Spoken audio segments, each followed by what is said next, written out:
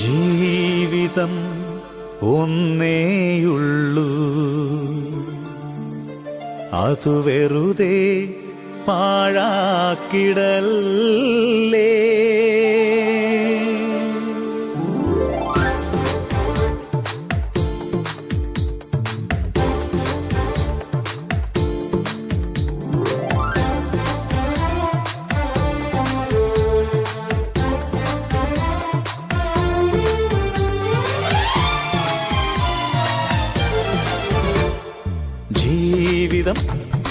ജീവിതം ഒന്നേയുള്ളൂ, അതു വെറുതെ പാഴാക്കിടല്ലേ.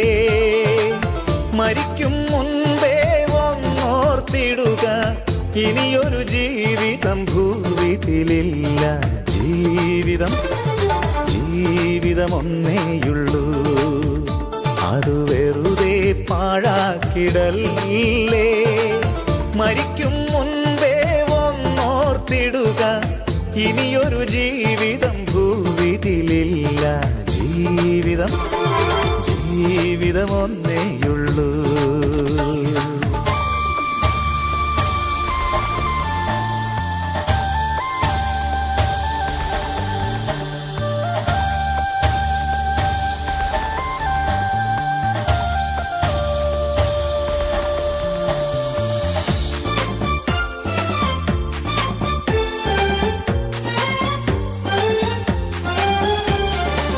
ടിവിയുടെ മുന്നിലിരുന്ന് വാർത്തകൾ കണ്ടുരസിച്ചു, കോമഡി കണ്ടു ചിരിച്ചു, സീരിയൽ കണ്ടുകരഞ്ഞു, റിമോട്ടു ഞെക്കി ഞെക്കി ചാനലുകൾ മാറ്റി മാറ്റി ബോറടി നീക്കി.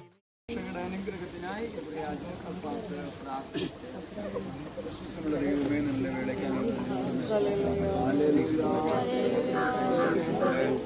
ദേവരുടെ സമ്മതത്തിലെ ഉടമ്പടിക്ക് പണപടിക്കായി കടന്നു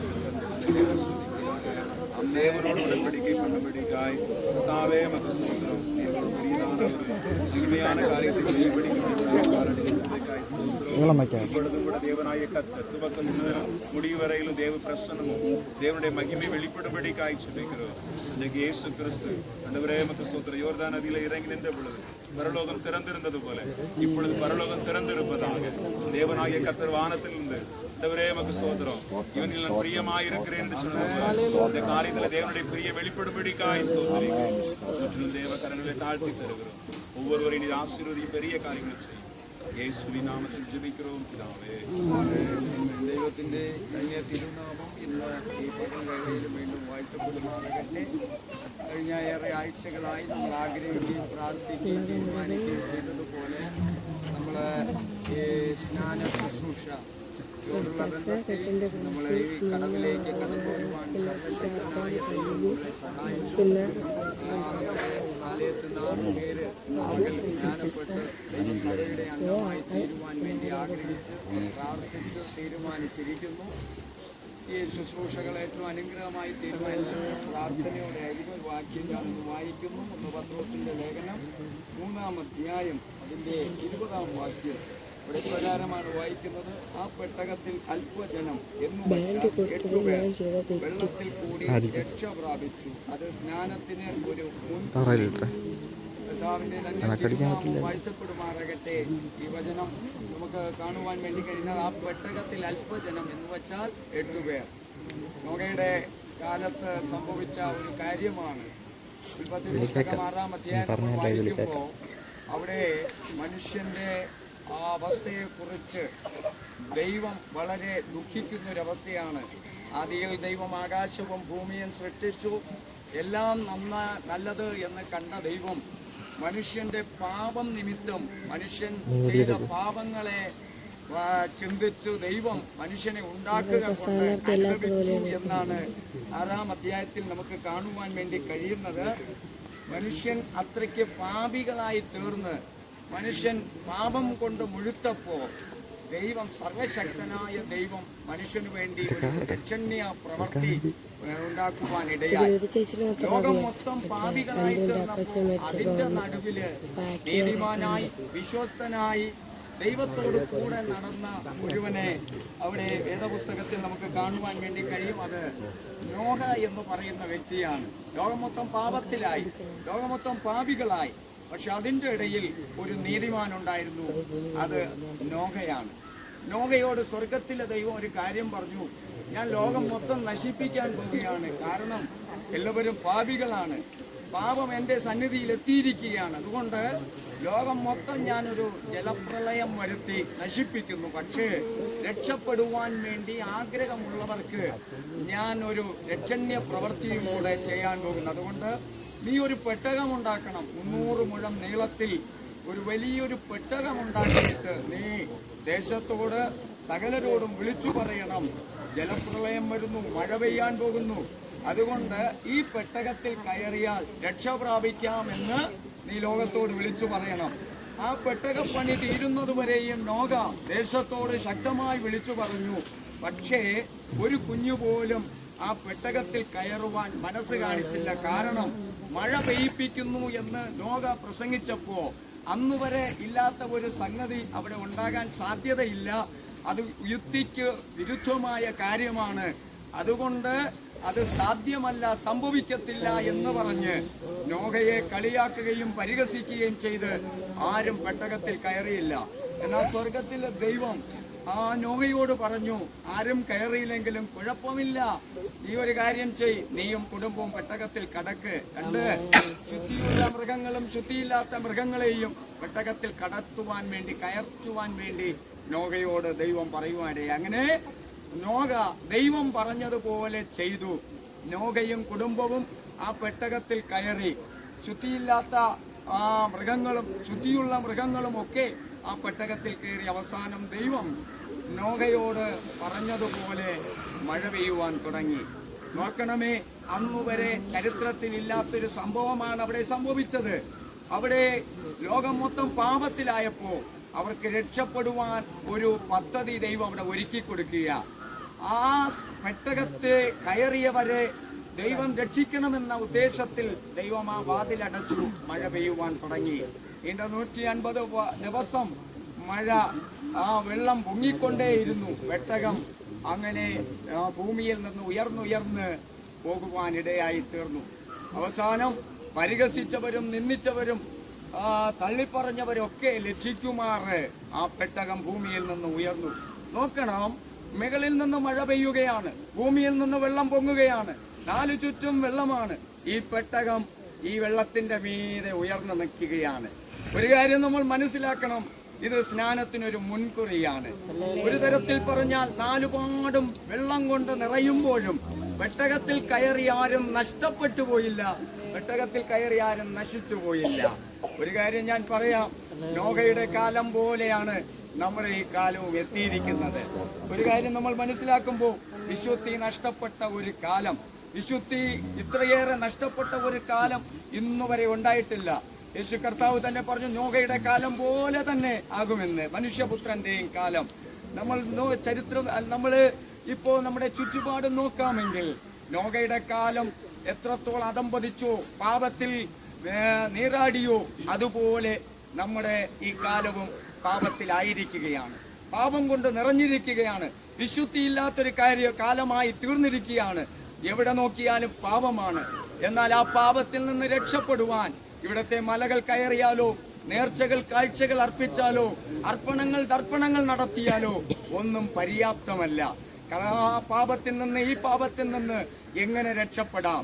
ഒന്ന്, കർത്താവായ യേശുവിനെ സ്വന്തം രക്ഷകനും ദൈവവുമായി അംഗീകരിക്കണം. നമ്മുടെ പാപങ്ങളെ ഏറ്റുപറയണം.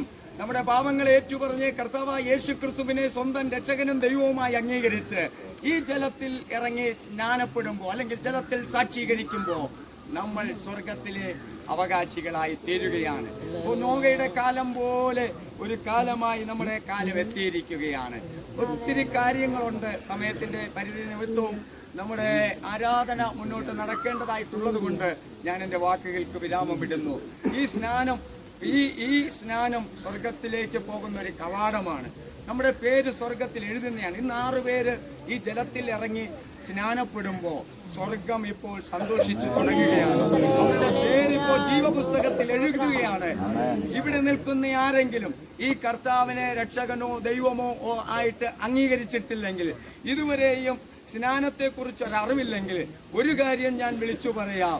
യേശു ക്രിസ്തുവിനെ സ്വന്തം രക്ഷകനും ദൈവവുമായി അംഗീകരിച്ച് ജലത്തിലിറങ്ങി മുങ്ങി സ്നാനപ്പെട്ടാൽ മാത്രമേ നിത്യതയുടെ അവകാശിയായി തീരുവാൻ വേണ്ടി നമുക്ക് കഴിയത്തുള്ളൂ.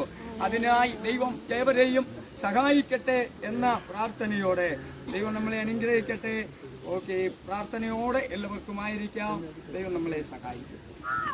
വഴിയെന്നോർത്തില്ല, ആഴമറിഞ്ഞില്ല, അലകൾക്കും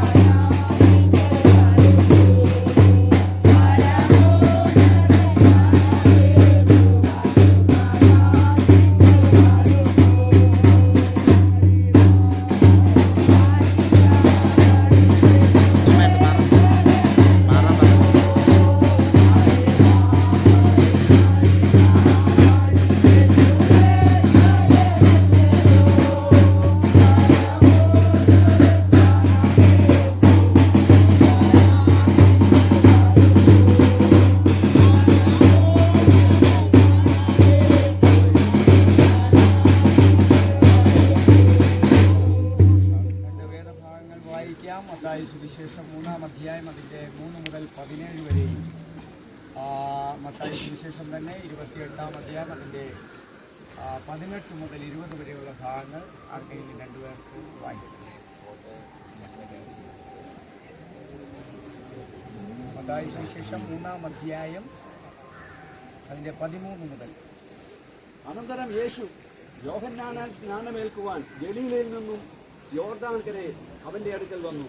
യോഹന്നാനോ അവനെ വിലക്കി, നിന്നാൽ സ്നാനമേൽക്കുവാൻ എനിക്ക് ആവശ്യം, പിന്നെ നീ എൻ്റെ അടുക്കൽ വരുമോ എന്ന് പറഞ്ഞു. യേശു അവനോട്, ഇപ്പോൾ സമ്മതിച്ചാൽ ഇങ്ങനെ സകല രീതിയെ നിവർത്തിക്കുന്നത് നമുക്ക് ഉചിതം എന്ന് ഉത്തരം പറഞ്ഞു. നാളെ അവൻ എന്നെ സമ്മതിപ്പിച്ചു. യേശു സ്നാനമേറ്റ ഉടനെ വെള്ളത്തിൽ നിന്നും കയറി. അപ്പോൾ സ്വർഗം തുറന്നു. ദൈവാത്മാവ് പ്രാപഞ്ച പോലെ ഇവൻ എന്റെ പ്രിയപുത്രൻ, എന്ന സ്വർഗത്തിൽ നിന്നും ഒരു ശബ്ദവും ഉണ്ടായി. എന്നാൽ 11 ശിഷ്യന്മാർ ഗലീലയിൽ യേശു അവനോട് കൽപ്പിച്ചിരുന്ന മലയ്ക്ക് പോയി. അവനെ കണ്ടപ്പോൾ അവർ നമസ്കരിച്ചു. ചിലരോ സംശയിച്ചു. യേശു അടുത്തു ചെന്ന്, സ്വർഗത്തിലും ഭൂമിയിലും സകല അധികാരവും എനിക്ക് നൽകപ്പെട്ടിരിക്കുന്നു. ആകയാൽ നിങ്ങൾ പുറപ്പെട്ട് പിതാവിൻ്റെയും പുത്രൻ്റെയും പരിശുദ്ധാത്മാവിൻ്റെയും നാമത്തിൽ സ്നാനം കഴിപ്പിക്കും.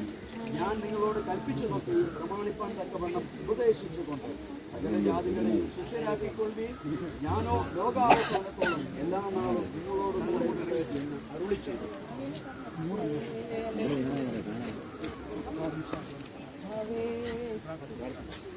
നിങ്ങൾ സ്നേഹിക്കുന്ന ദൈവമേ, സ്വർഗീയ പിതാവേ, കർത്താവേ, ഇന്ന് പകൽക്കാലം കർത്താവേ, മകനീയ ശുശ്രൂഷയ്ക്ക് കർത്താവേ സാക്ഷി വയ്പ്പാൻ ദൈവം നിങ്ങളുടെ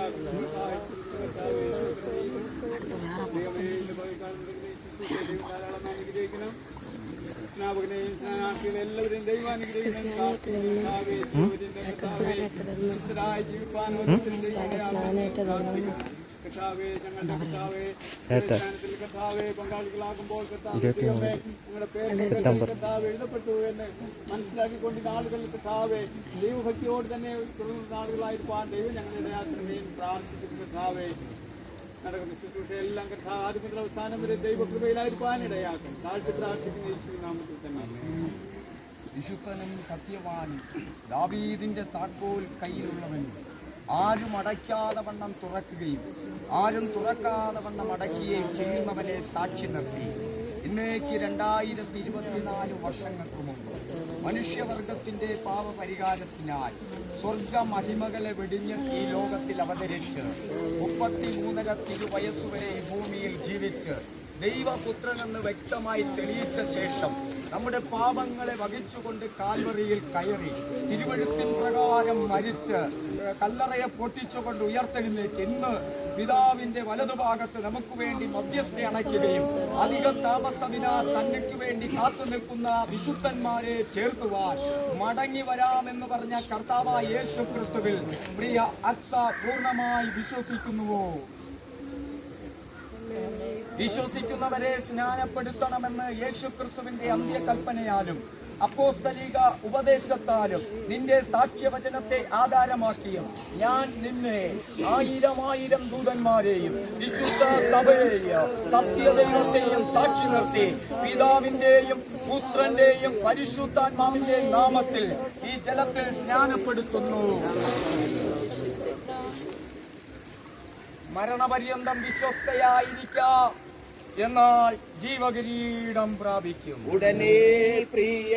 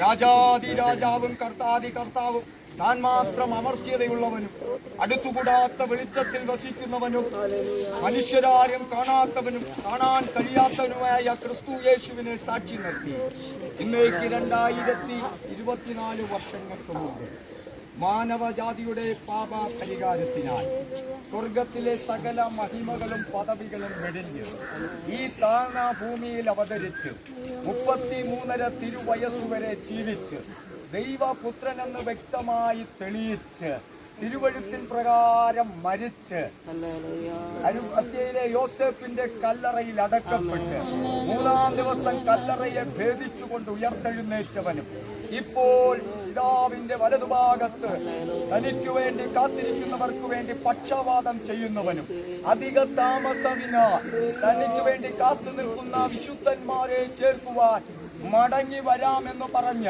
ലോകരക്ഷകനായ യേശു ക്രിസ്തുവിൽ പ്രിയ പ്രിൻസി പൂർണ്ണമായി വിശ്വസിക്കുന്നുവോ? വിശ്വസിക്കുന്നവരെ സ്നാനപ്പെടുത്തണമെന്ന യേശു ക്രിസ്തുവിന്റെ അന്ത്യകൽപ്പനയാലും അപ്പോസ്തലിക ഉപദേശത്താലും നിന്റെ സാക്ഷ്യവചനത്തിന്റെ അടിസ്ഥാനത്താലും 1000 ദൂതന്മാരെയും വിശുദ്ധ സഭയെയും സത്യദൈവത്തെയും സാക്ഷി നിർത്തി ഞാൻ നിന്നെ പിതാവിന്റെയും പുത്രന്റെയും പരിശുദ്ധാത്മാവിന്റെ നാമത്തിൽ ഈ ജലത്തിൽ സ്നാനം കഴിപ്പിക്കുന്നു.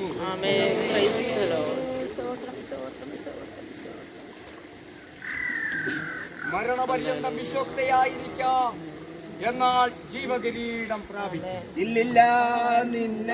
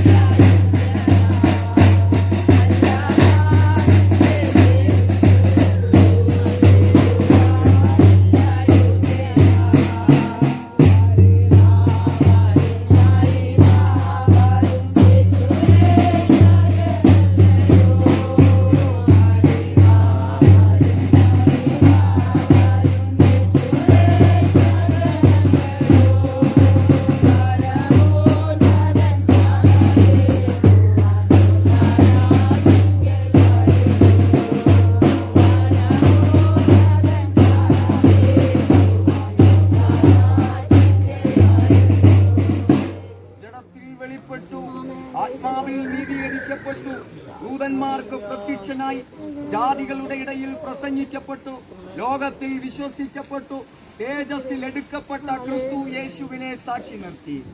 ഇന്നേക്ക് 2024 വർഷങ്ങൾക്ക് മുമ്പ് സ്വർഗത്തിലെ സകല മഹിമകളും വെടിഞ്ഞ് ഈ താണഭൂമിയിലേക്ക് ഇറങ്ങി വന്ന് 33.5 തിരുവയസ്സുവരെ ജീവിച്ച് നമ്മുടെ പാപങ്ങളെ ചുമന്നുകൊണ്ട് കാൽവറിയിൽ കയറി തിരുവഴുത്തിൻ പ്രകാരം മരിച്ച് അരിമത്യായിലെ യോസേപ്പിന്റെ കല്ലറയിൽ അടക്കപ്പെട്ട് 3-ാം നാൾ കല്ലറയെ ഭേദിച്ചുകൊണ്ട് ഉയർത്തെഴുന്നേറ്റവനും തനിക്കായി കാത്തു നിൽക്കുന്നവർക്ക് വേണ്ടി മധ്യസ്ഥയണഞ്ഞ് അധിക താമസവിന തനിക്കായി കാത്തു നിൽക്കുന്ന വിശുദ്ധന്മാരെ ചേർക്കുവാൻ ഈ ഭൂമിയിലേക്ക് മടങ്ങി വരാമെന്ന് അരുളി ചെയ്ത നസ്രേത്തുകാരനായ യേശു ക്രിസ്തുവിൽ പ്രിയ ഡിക്സൺ വിശ്വസിക്കുന്നുവോ?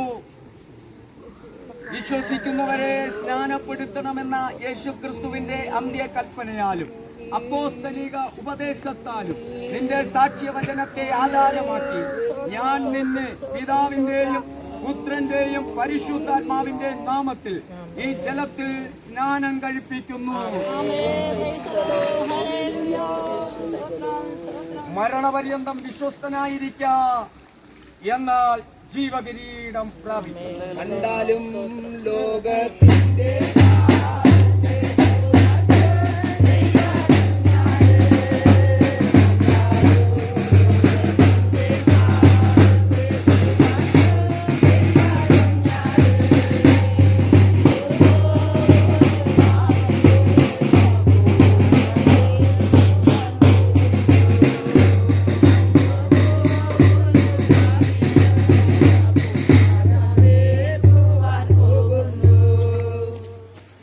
ദൈവത്തെയും ജീവികൾക്കും മരിച്ചവർക്ക് ന്യായവിസ്താരം നടത്തുവാനിരിക്കുന്ന ക്രിസ്തു യേശുവിനെ സാക്ഷി നിർത്തി.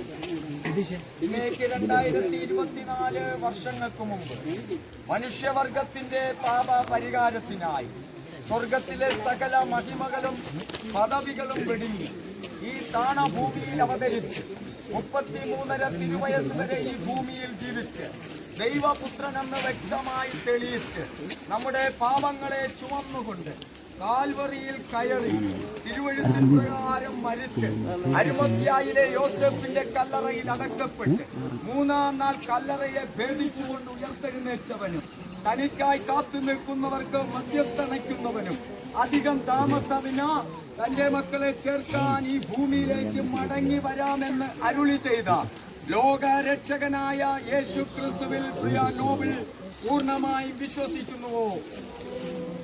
വിശ്വസിക്കുന്നവരെ സ്നാനപ്പെടുത്തണമെന്ന യേശു ക്രിസ്തുവിന്റെ അന്ത്യകൽപ്പനയാലും അപ്പോസ്തലിക ഉപദേശത്താലും നിന്റെ സാക്ഷ്യവചനത്തെ ആധാരമാക്കി ഞാൻ നിന്നെ പിതാവിന്റെയും പുത്രന്റെയും പരിശുദ്ധാത്മാവിന്റെ നാമത്തിൽ ഈ ജലത്തിൽ സ്നാനപ്പെടുത്തുന്നു.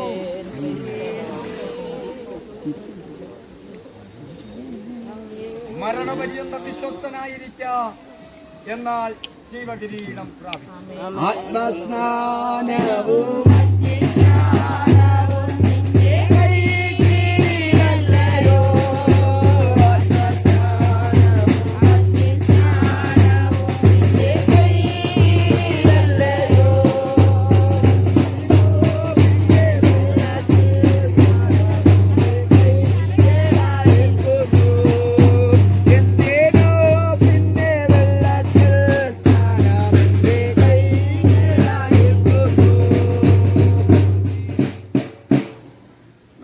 സ്നേഹിച്ചവനും നമ്മുടെ പാപം പോക്കി ശുദ്ധീകരിച്ച് വിശുദ്ധ വിളിയായി വിളിച്ചവനുമായ യേശു ക്രിസ്തുവിനെ സാക്ഷി നിർത്തി.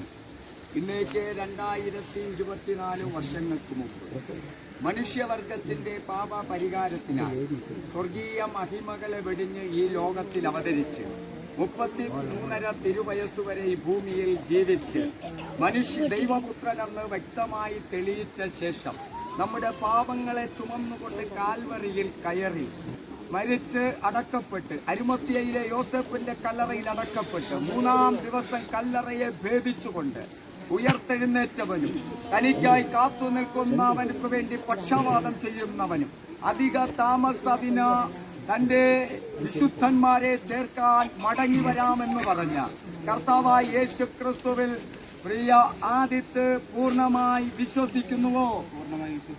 വിശ്വസിക്കുന്നവരെ സ്നാനപ്പെടുത്തണമെന്ന യേശു ക്രിസ്തുവിന്റെ അന്ത്യ കൽപ്പനയാലും അപ്പോസ്തലിക ഉപദേശത്താലും നിന്റെ സാക്ഷ്യവചനത്തിന്റെ ആധാരത്താലും 1000 ദൂതന്മാരെയും വിശുദ്ധ സഭയെയും സത്യദൈവത്തെയും സാക്ഷി നിർത്തി ഞാൻ നിന്നെ പിതാവിന്റെയും പുത്രന്റെയും പരിശുദ്ധാത്മാവിന്റെ നാമത്തിൽ ഈ ജലത്തിൽ സ്നാനപ്പെടുത്തുന്നു.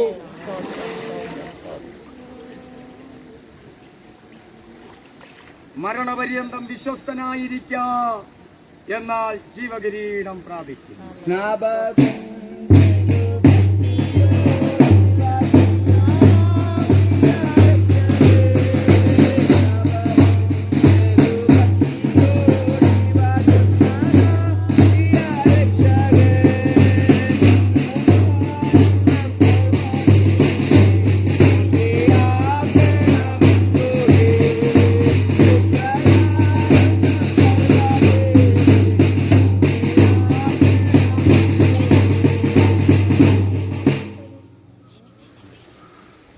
ഞാൻ ദൈവത്തെയും ജീവികൾക്കും മരിച്ചവർക്ക് ന്യായവിസ്താരം ചെയ്യുവാനിരിക്കുന്ന ക്രിസ്തു യേശുവിനെ സാക്ഷി നിർത്തി.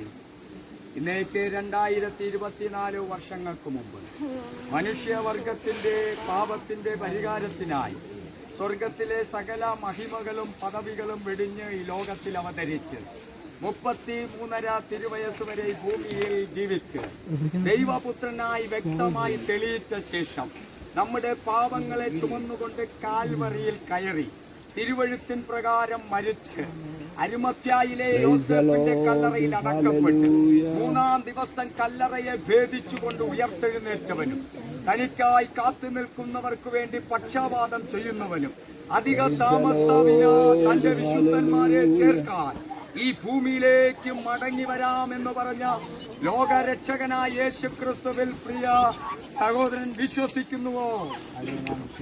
വിശ്വസിക്കുന്നവരെ സ്നാനപ്പെടുത്തണമെന്ന യേശു ക്രിസ്തുവിന്റെ അന്ത്യ കൽപ്പനയാലും അപ്പോസ്തലിക ഉപദേശത്താലും നിന്റെ സാക്ഷ്യവചനത്തിൽ ആധാരമാക്കിയും 1000 ദൂതന്മാരെയും വിശുദ്ധ സഭയെയും സത്യദൈവത്തെയും സാക്ഷി നിർത്തി ഞാൻ നിന്നെ പിതാവിന്റെയും പുത്രന്റെയും പരിശുദ്ധാത്മാവിന്റെ നാമത്തിൽ ഈ ജലത്തിൽ സ്നാനപ്പെടുത്തുന്നു.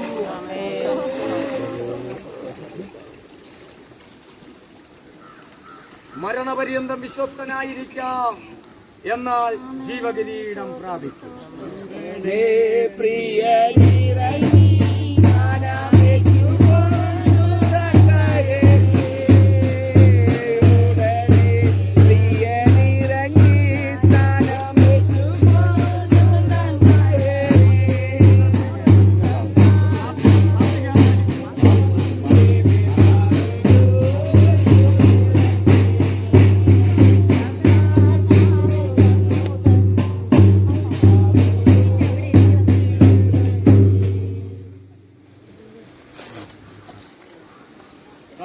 പരിശുദ്ധനായ ദൈവമേ, സ്വർഗസ്ഥ പിതാവേ, നന്ദിയോട് ഞങ്ങൾ അങ്ങയെ വാഴ്ത്തുന്നു. പാപത്താൽ മരണവും ലോകത്തിലേക്ക് വന്നപ്പോൾ ആദ്യദോഷികളായ മനുഷ്യരെ രക്ഷിക്കാൻ വേണ്ടി ദൈവമേ താങ്കൾ ലോകത്തിലേക്ക്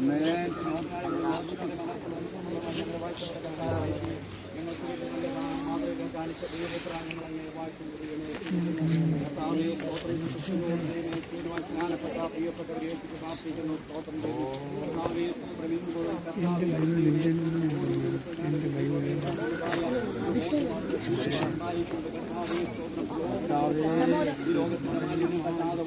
അവരെ സൂക്ഷിക്കണമെന്ന് അവരെ അഭിഷേകം ചെയ്യണമെന്ന്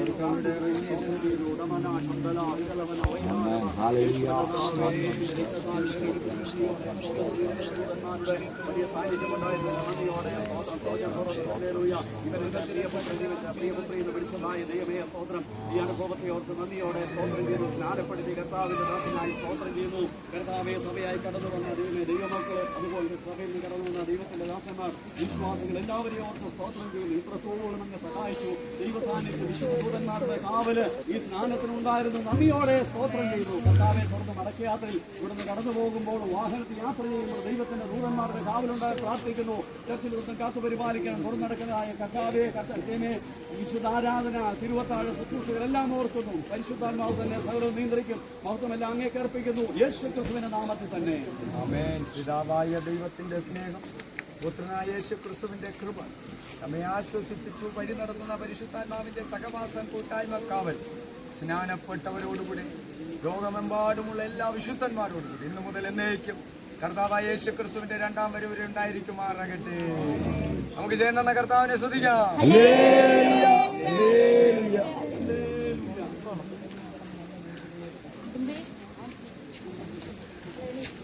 രക്തം കൊണ്ടു മുദ്രയിടപ്പെട്ട ജനമൊന്നിച്ചു.